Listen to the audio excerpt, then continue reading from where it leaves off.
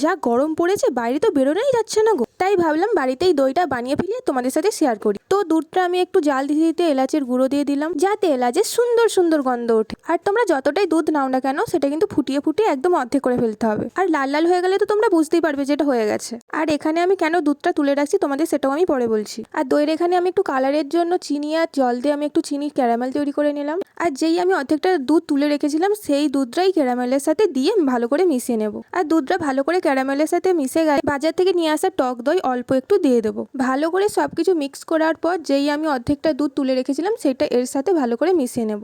তারপরে আমি একটা প্লাস্টিকের জায়গায় দুধটাকে ঢেলে দেবো। তোমরা চাইলে মাটির পাত্রও ইউজ করতে পারো।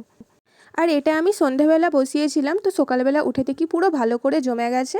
আর জমে যাওয়ার পর আমি ওটাকে ফ্রিজে ঢুকিয়ে দিয়েছিলাম। ব্যাস ঠান্ডা ঠান্ডা যা খেতে লেগেছিল না, উফ। আর তোমরা কিন্তু চ্যানেলটাকে অবশ্যই সাবস্ক্রাইব করে দিয়ে যাও। টাটা।